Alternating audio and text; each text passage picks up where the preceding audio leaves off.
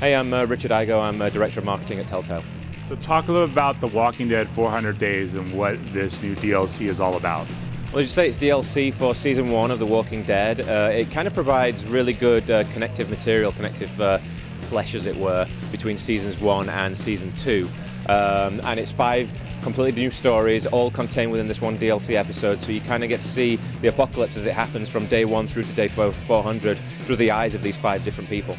Can you talk a little about the non-linear way people can play through this? Yeah, you can choose to play the character stories in any order.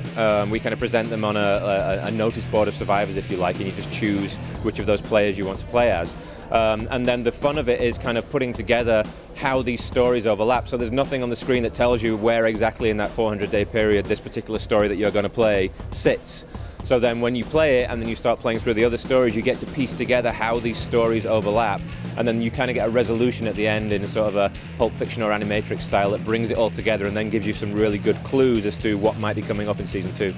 And when it comes to the characters, how does this introduce new or go back to existing characters? They're all brand new characters, so this isn't at least a direct continuation of Leah and Clementine's story, but definitely the choices that you made in Season 1 of The Walking Dead do resonate into 400 days, and then by the same token, the things that you do and say, all the choices that you make within 400 days will go forward and echo into Season 2 of The Walking Dead.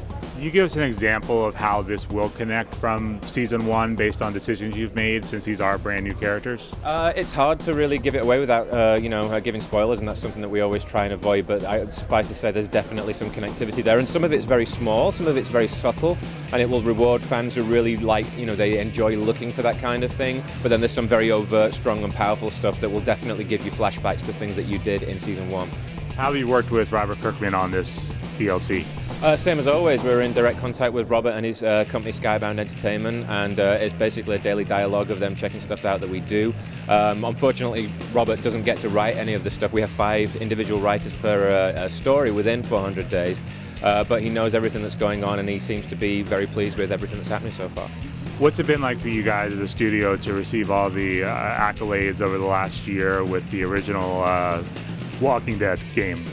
I think for a lot of us it's been completely mind-blowing, to be perfectly honest. I mean, it's wonderful to have those awards. I mean, we absolutely did not expect that. I mean, you always hope for it, right? You always hope that the creation, the game that you put out there is going to be successful, but I don't think we could have really anticipated just how big it got to be.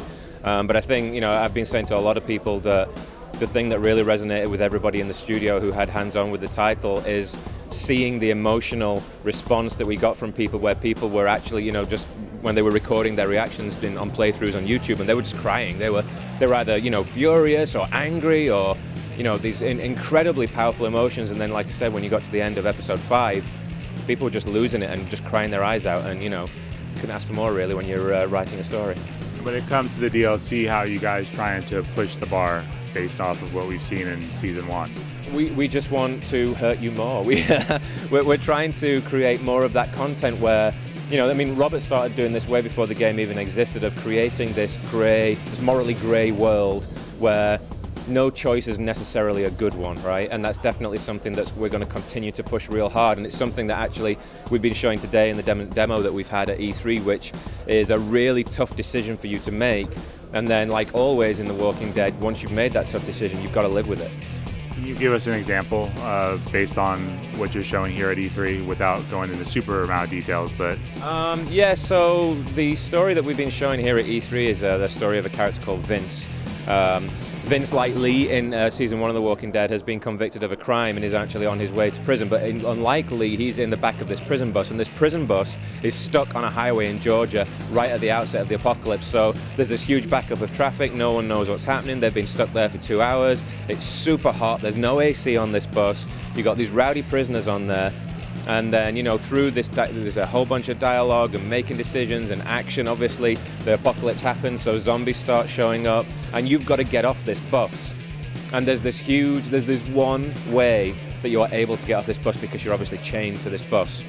It's quite a gory way of doing it, and you've got to basically choose one of 2 people is going to be, let's say, injured for you to be able to get off this bus. Now, these 2 guys are prisoners like you. You know their background because you've been talking to them. You've got into this really heavy, interesting dialogue with these 2 guys, so you know something of their backgrounds. And you can basically, through that, make a judgment as to what type of person this is, but both of them have committed crimes and both of them have done things on this bus that, again, have revealed something of their personality. So it comes down to this huge, really heavy decision. Which of these two guys am I going to save? Which of these two guys am I going to leave behind on this bus for me to be able to escape away from these zombies who are about to eat me? And it's just a really tough decision.